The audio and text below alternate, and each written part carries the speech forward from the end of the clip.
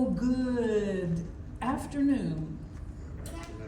Yeah, getting used to that. It's week number 6. Good afternoon. My name is Reverend Marcia McLean. I'm so glad that you are here. And we are going to open, as we always do, with centering sound and affirmative prayer. So I invite you to close your eyes and join me as we welcome you in this way.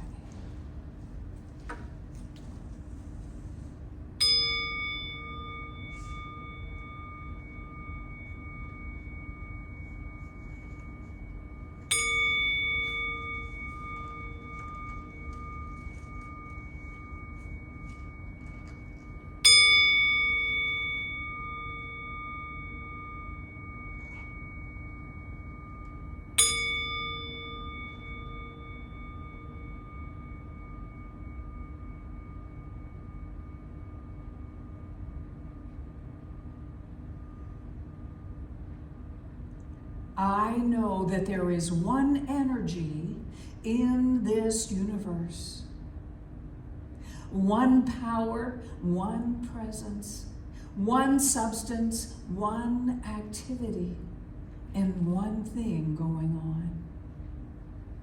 And I know that the truth of who I am and who we all are is God in form. Spirit made manifest, heaven on earth, and stardust animated. I know that the infinite intelligence and the boundless overflowing love, the perfect pure spiritual substance, and the immutable power of all life is all that there is, all that I am, all that we are.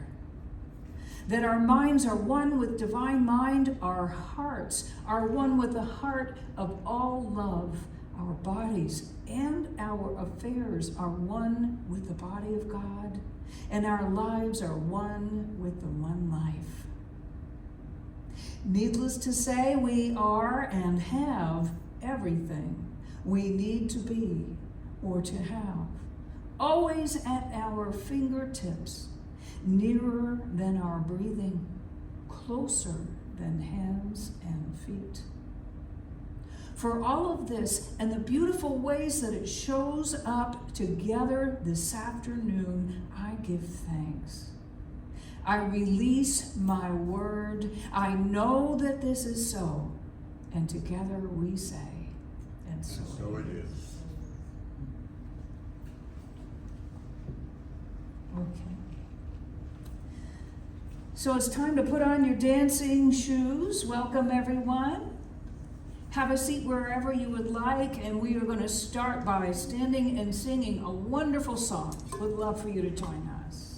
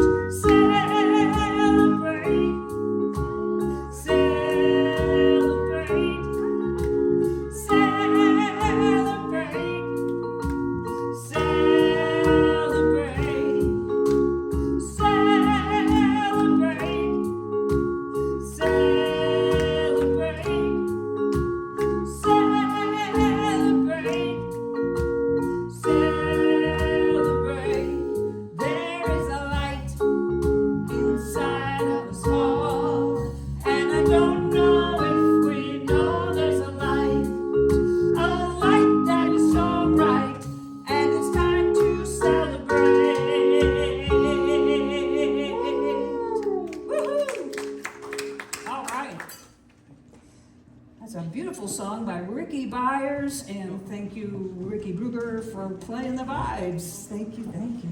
Welcome, everyone. My name is Reverend Marsha McLean. If it's your first time, thank you for being here. We've got restrooms around the corner, coffee, tea, water over there, name tags on the end of the table, and a great program in store for you today.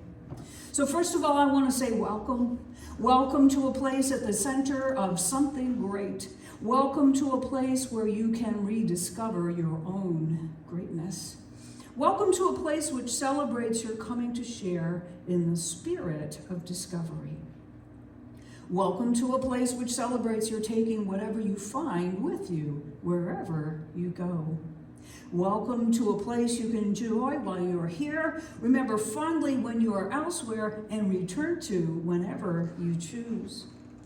Welcome to a place where you are loved, valued, and supported. Welcome to the Center for Spiritual Living Greenville. Welcome home, and welcome to life. And we are going to say this next one together. This is a statement of purpose for this brand new community. So I invite you to join me. We are a spiritual community where you are respected and accepted for who you are. We teach practical spirituality for everyday living. We see everyone as an expression of the divine and practice unconditional love and oneness in all that we do. So it is. Okay, so my wonderful husband, Rick Brugger, is going to share a reading and a guided meditation with some music from Marina Ray. So find yourself comfortable where you are. And we're going to have a few moments of meditation this afternoon.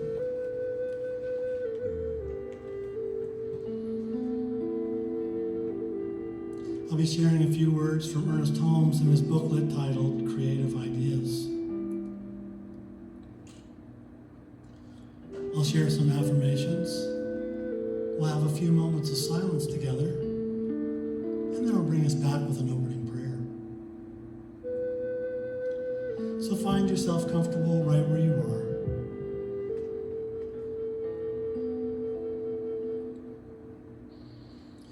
Notice the rhythm of your breath.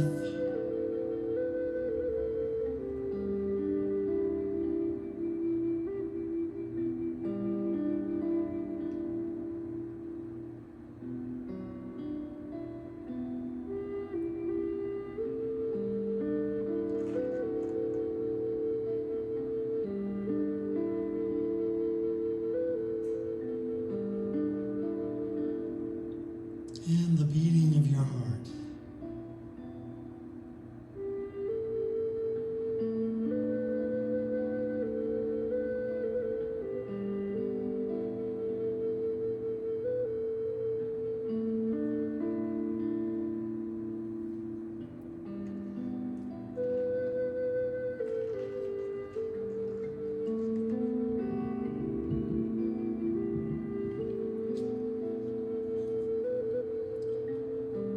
I find new vitality.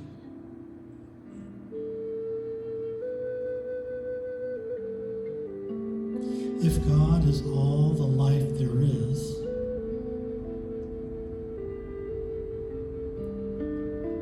then this life contains the only energy there is.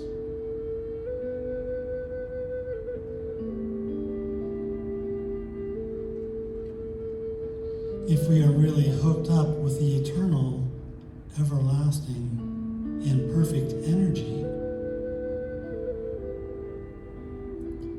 then we should never become weary at all.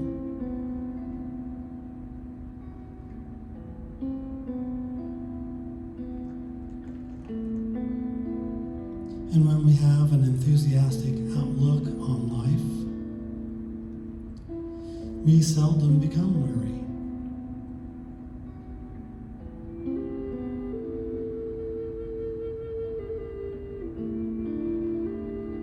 Therefore, we must convince ourselves that we are vitalized by the strength of God.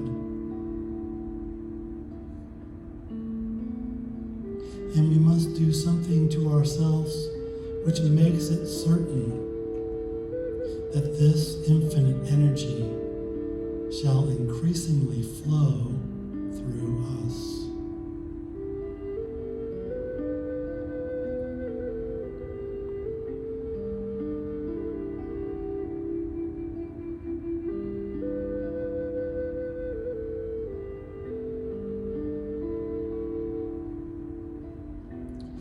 It is up to us to make the decision to follow the course of affirmative thinking, prayer, and meditation, which will keep this stream of energy flowing through our minds and bodies.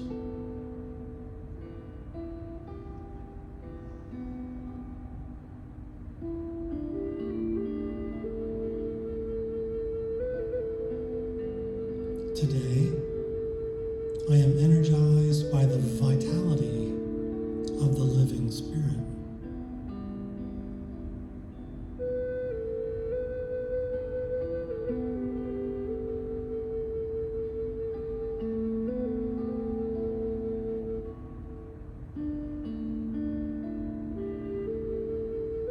All the power that there is, all the energy and vitality that there is mine.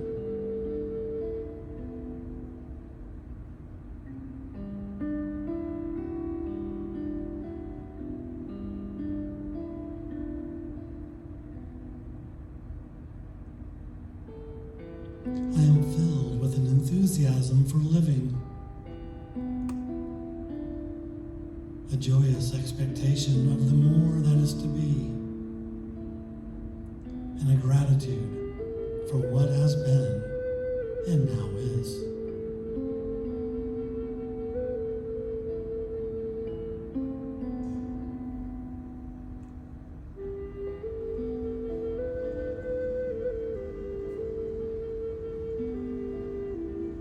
Every weight or burden of thought or feeling falls away from me as I am now lifted up into the atmosphere of that vitality, which knows only the joy of its own being.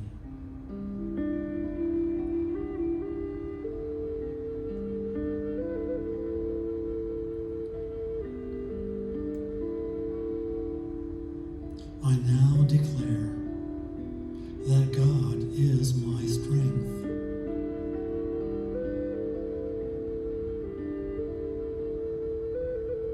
I now declare that God is my strength.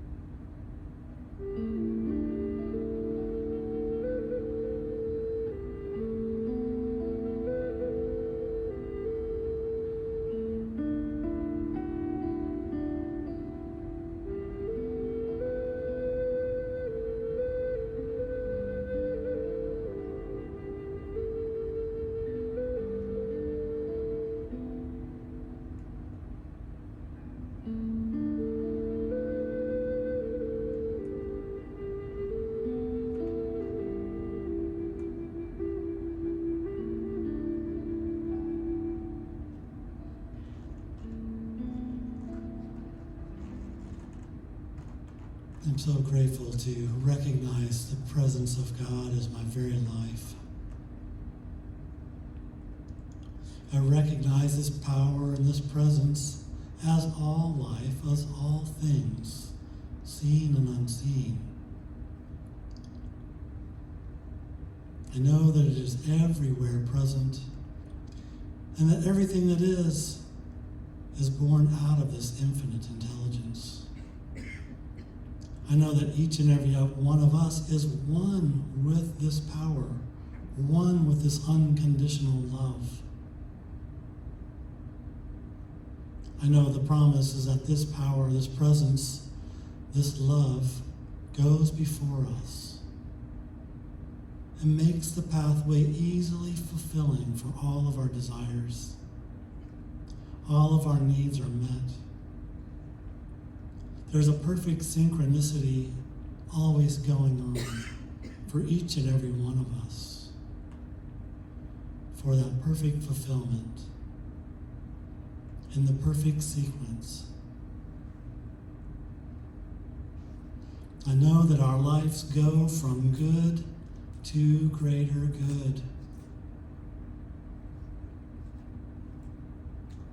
That not only are we blessed, that we are a blessing to the world, and so it is.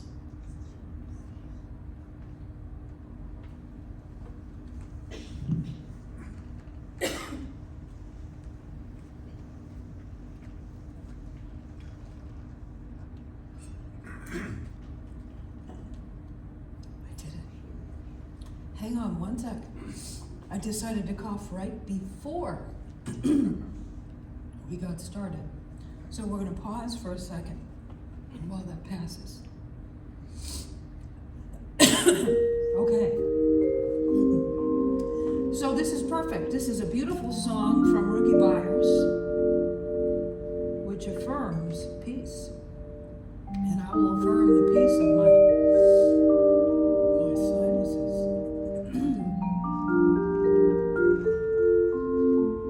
It's called Ashe Ashe, and many of you know it because we've done it before. I invite you to sing along as we begin.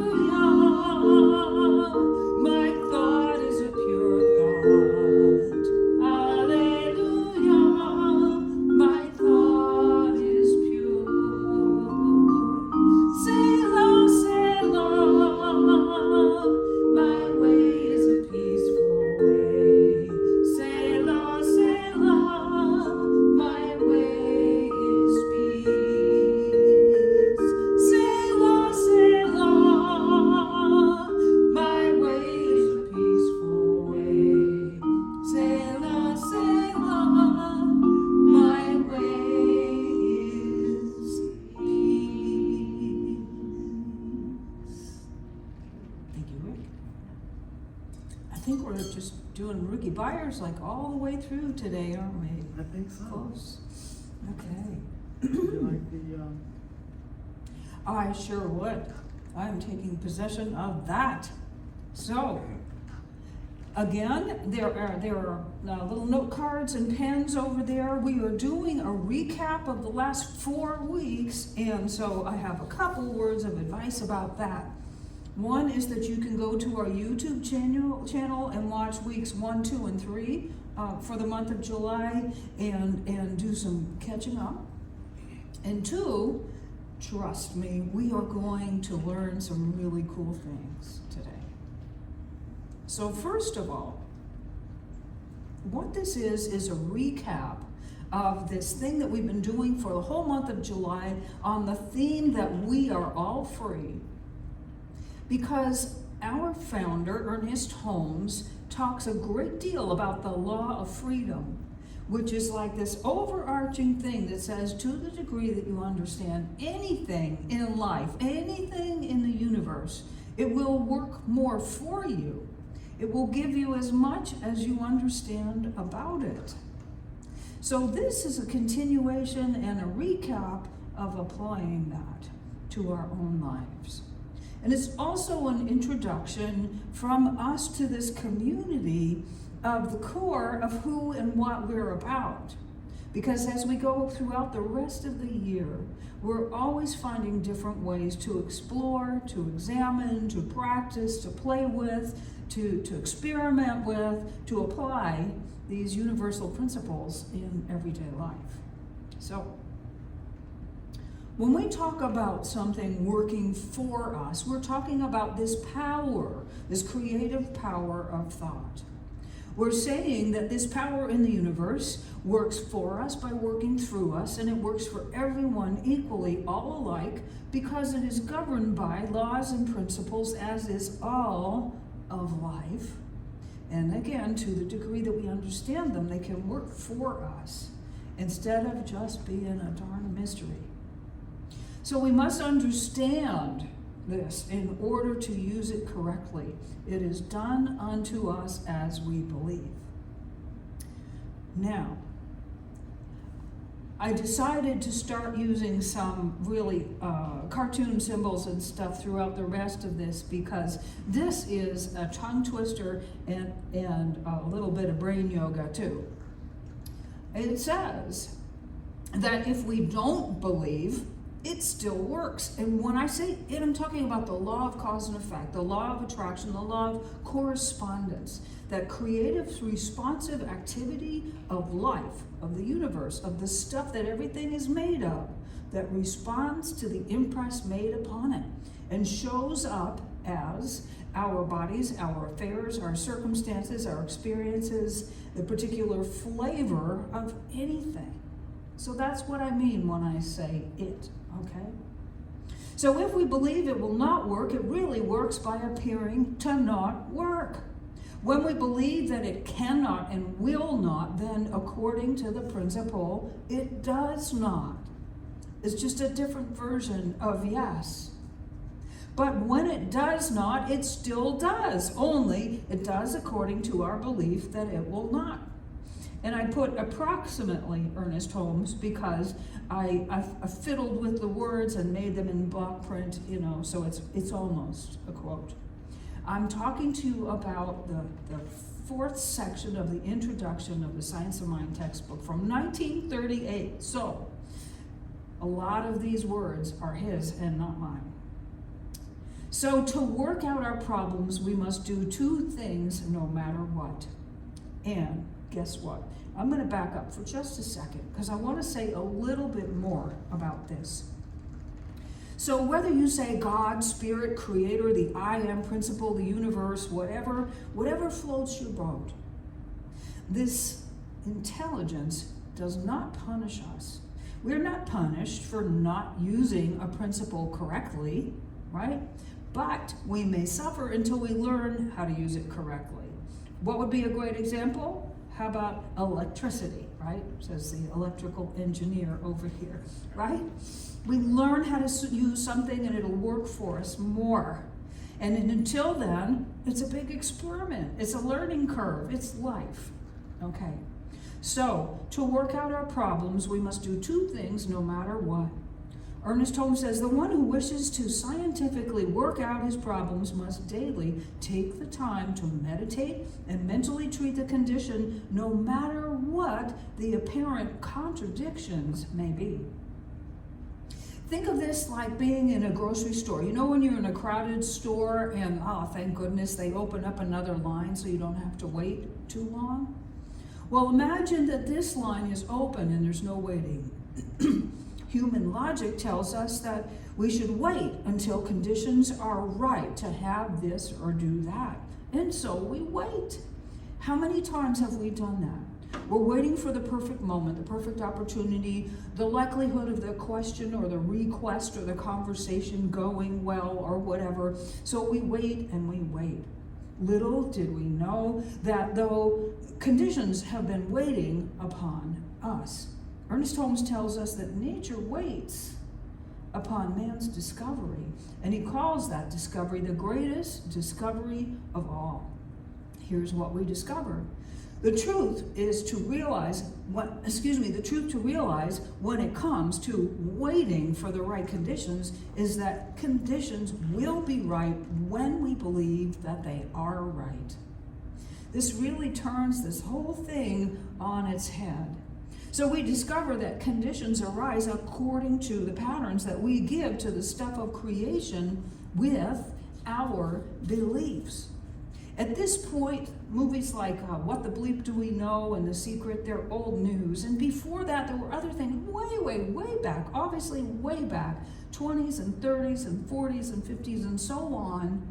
People have been experimenting with this relationship between what we think, what we feel, and how life shows up for us for a very long time, and before that. So qualities of our experience happen through or by way of our beliefs. Characteristics such as hard or easy, fast or slow, lasting or temporary, etc., they don't happen to us. They happen through us according to our beliefs. Now here's another one. Ernest Holmes says that there is no process of healing, but there is a process in healing. There is no process of healing, but there is generally a process in healing. It is the time and effort which we undergo in our realization of truth. So, we can shorten the process by taking the time and making the effort to change our beliefs no matter what. There's that phrase again. The time to meditate and mentally treat the condition no matter what the apparent contradictions may be. So meditate and treat, which is short for treat those conditions, no matter what appears to be going on. So we all know the answer to this question. What does it mean to meditate, right? What it means is so many things, and one of them is stilling of the mind. Here's another thing. This comes from, there's a book from Jack and Cornelia Addington. I think they're from the Unity Camp primarily, but it's a book about the joy of meditation. And roughly it says that meditation is like learning how to drive the car of our mind. How to stop, start, find neutral, forward, reverse, park, steer, control direction and activity by choice. I don't know about you. I can tell you one thing. I would benefit from meditating more than I do. And I'm really glad that I at least do some, because my mind is like one of those, auto driving vehicles, maybe not listening to any commands from me. So my thoughts are running all over the place unless I practice reining them in, right? With mindfulness and whatever, mantras, affirmations. So of course, meditation is about learning to exercise dominion over what we think about, because it turns out that's pretty darn important. So here's another thing. All types of thinking are creative. They are connected to the feeling, the emoting, the creative process unfolding, the creative responsive activity of the stuff of the universe. So what happens is that life takes shape according to what we think and feel and emote and set in motion and make ourselves available to. There's a great article it's a thing from Psychology Today that was in my newsfeed. I put it on our Facebook page and on mine as well. And it explains some of the quantum physics of all of that Really, really great read and super simple. Highly recommend that. So, what does it mean to mentally treat the condition?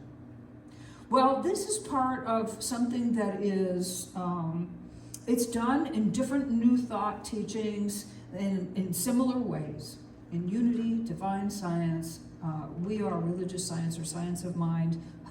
Anyway, New Thought has been a group of people since the turn of the last century experimenting with healing, with knowing, they started out with mesmerism and they went to healing through using the mind. It had some Christian roots, and it also had some origins in other teachings as well from the Far East. So, and one of the things that's consistent about it is that it has drawn upon metaphors from nature and current science of the day to show us that even quantum physics will tell you now, it is done unto you as you believe. So, Ernest Holmes, and a little bit of an evolution in this movement since the 1920s, has come up with this formula for how to pray believing. You can do it the way that we teach it in our classes or not. As long as you understand the principles which are involved, you can use them any way you want. But here are some things about it. What we call for short treatment, we also refer to as affirmative prayer. And its original name is spiritual mind treatment. 5-step process for unifying with spirit, which is already perfect, creating a mental mold for the outcome we desire, knowing it as already done, and giving thanks and letting go. Now, this is something that we learn and we practice, and we learn to say each of these with complete conviction, with total belief. And it makes more of that infinite possibility welcome as our experience, because we make ourselves available to it in our consciousness. So here are the 5 ingredients that are pretty much deemed necessary. You can mix them up. You can say them any way that causes you to believe, whatever works for you. And here they are. 1 is a recognition of the allness of spirit. You might say God is all there is, or love is all there is, or infinite intelligence is all there is. You might have some fancy words like the quantum field is all there is, whatever. The second one is a unification or identification with spirit. So then you say, and I am one with it. For example, infinite intelligence is all there is. And I am here, so I must be one with it. If it's all there is and I'm here, I must be one with it. Okay? Therefore, I know. Step 3, a realization or an affirmation of the desired outcome as if it is already done in the present tense, specific and personal to us. If this were a sandwich, you would have, the top would be, God is all there is. The second layer would be, and I am one with God. And then the meat would be this affirmation, this statement, this declaration of what it is that you are ready to see that you haven't seen before. And to know before you can see it, so that you make it welcome. Step 4 is a statement of thanksgiving or gratitude for that very thing as if it is already done. How happy would you be? Would you be planning a party? Would you be doing a dance? Would you be calling a friend? That gratitude as if it is already done. That is vibrationally receptive to the desired outcome as well. And then a statement of release or letting go and acting accordingly. So those are the ingredients of treatment, which is one of the things that we're supposed to do all the time until our new demonstration or a new circumstance shows up. So the no matter what part, there's no slide for no matter what, but I will tell you a couple of things. occasionally we reach back to those roots in addition to science, in addition to nature, in addition to mesmerism and whatever else, theosophy and so on. We reach back to this root system of new thought, which was people in the early days of the United States experimenting with their personal relationship with the infinite, with teachings in the Bible, with practicing mental healing, with not having someone else be in the middle of that. They were doing it themselves, and they were healing diseases and other ailments and circumstances. And then it evolved into other stuff like success and things you hear about more. But here's one of those Christian roots. Because things which do appear in our lives seem so big and powerful, my words as well, and they distract us from what is possible. And because things which are seen are not made of things which do appear, that's actually from Hebrews. To change what's appearing, we literally need to stop focusing on it. We must focus on our desired outcome, though we can't see it yet. And we must say to all that would hinder us, "Get thee behind me." And if you want to, you can say Satan, or you could say BS, or you could say untruth, or you could say fear, or you could say doubt. But whatever that is, we want to say, no, I'm sorry, I'm not paying attention to you anymore.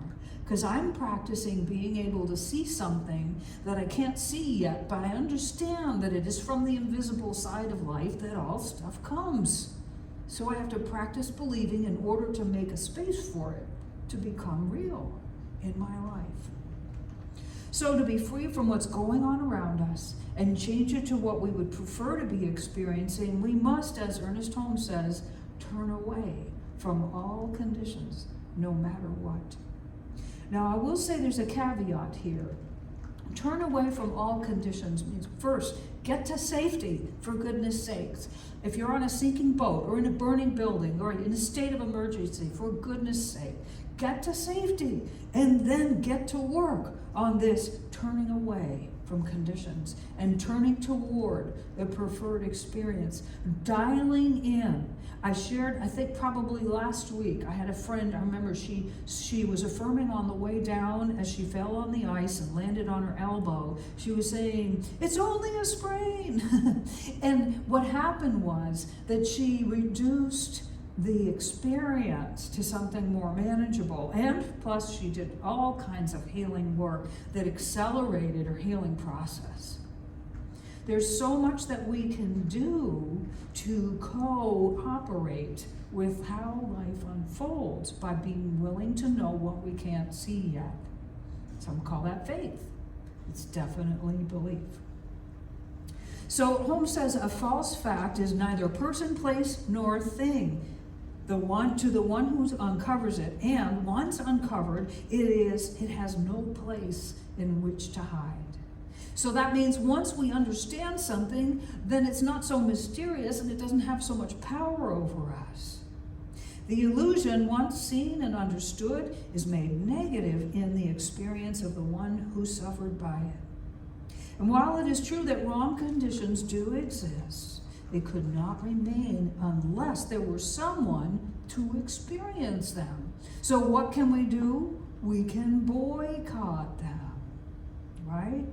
We can say, no, I'm not going down that road. I'm not going down that rabbit hole. I'm not getting sucked into that vortex. I'm not going down that far down that road this time. So our investment in our understanding equals faster healing and less junk. As we take the time and make the effort to know the truth about our relationship to conditions, that they arise through us rather than happening to us, then we no longer require a lengthy healing process or a lengthy process of anything. The truth is instantaneous in its demonstration. I'm sure there are a lot of students of A Course in Miracles out there. So there's that holy instant, the thing when it clicks and the healing occurs is an instant. And in some cases, as we were talking about earlier, it may take a lot of time and effort to get to the instant. And there's a lot that we can do. We can treat, we can meditate, we can study, we can go to therapy, we can journal, we can stand on our heads, we can do all kinds of things to learn more and make ourselves available and take less time getting to that healing, holy instant. We will experience the instantaneous demonstration of truth the moment we know and believe it. So when we choose to be still and know, we'll be much better off. Holmes says when we learn to trust the universe, we shall be happy, prosperous, and well. And when we choose daily to meditate upon and know the truth of our relationship to life, we will accomplish so much more in far less time and less effort than all of our best thinking and figuring out and striving on our best day ever could. So meditate and treat daily, no matter what, and watch how effortlessly you come into sync with your life and miracles begin to happen. Thank you.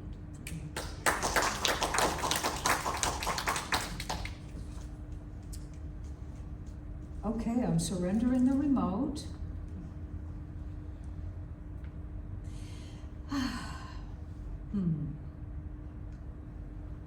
So we're going to do a few more things. We want to, we've got a couple of songs to sing. We want to do something that we call an honoring of conscious giving. We have a few announcements because we have some great things coming up. And then we are going to eat, break bread, hang out, have a bite, have some conversations together. So we begin with this. Honoring of conscious giving is taking a moment to recognize something called the law of circulation. It is recognizing perhaps a divine urge called the divine givingness within our hearts. It may be recognizing a desire to share. It may be recognizing a desire to support this work. It may be remembering that you gave online last week, or that you're going to do it tonight or tomorrow.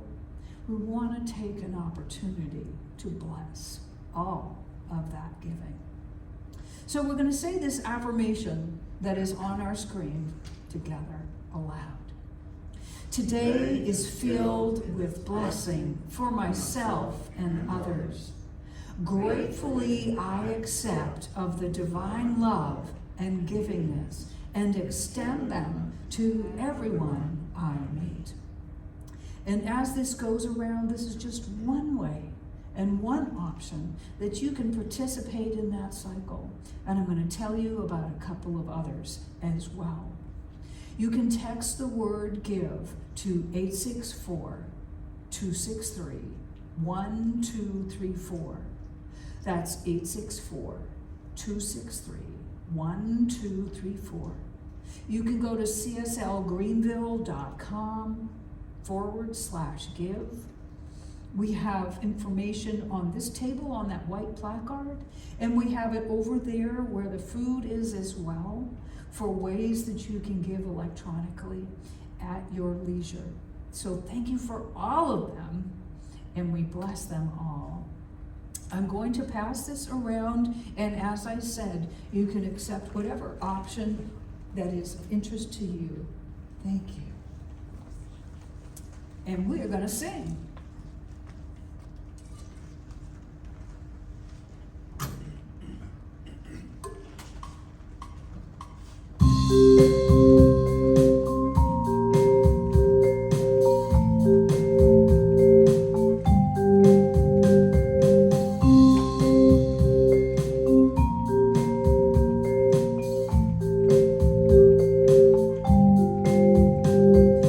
Celebrate my abundance.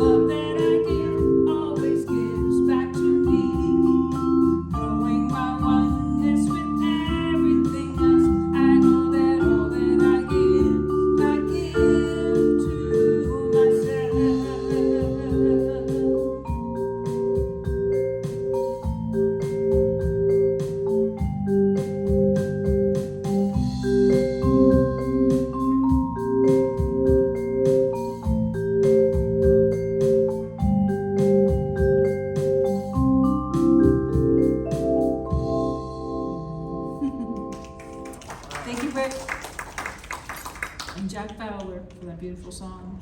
I know that these gifts are blessed because they came from you and you are a pure spirit.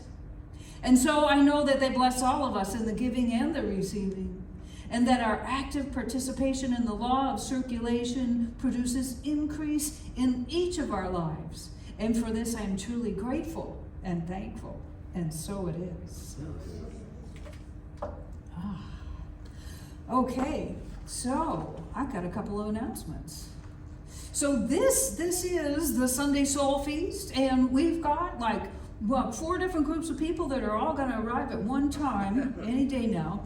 And so what we do is we come together and we have a celebration like this with spiritual experiences and learning, and we bring food and we share and we laugh and we hang around, and we would love to have you tell your friends and come back. So thank you for being here today.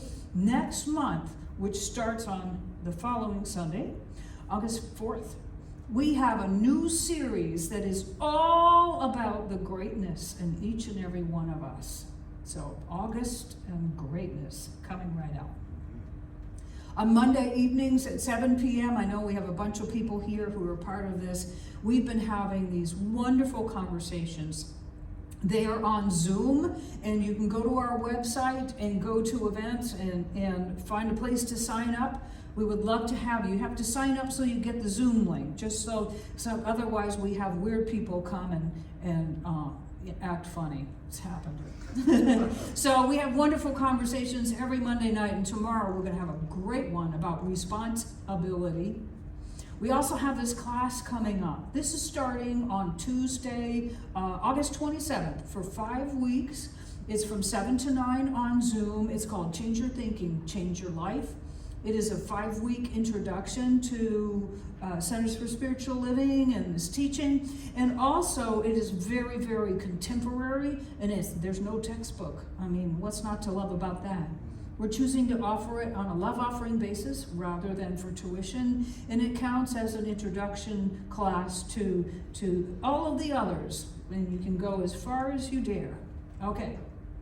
We also welcome prayer requests. These yellow cards over here are one way that you can submit a prayer request, and if you want to go to our website, there's a place where you can do that as well.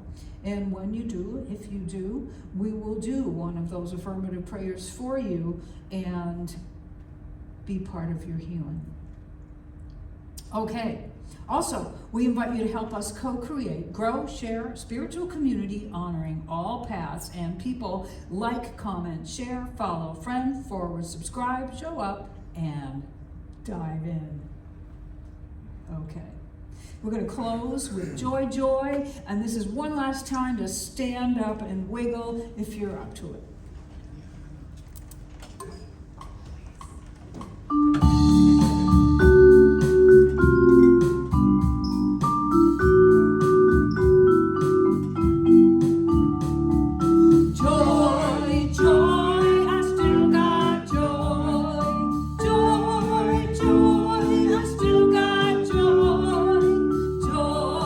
Joy, I still got joy after all I've been through.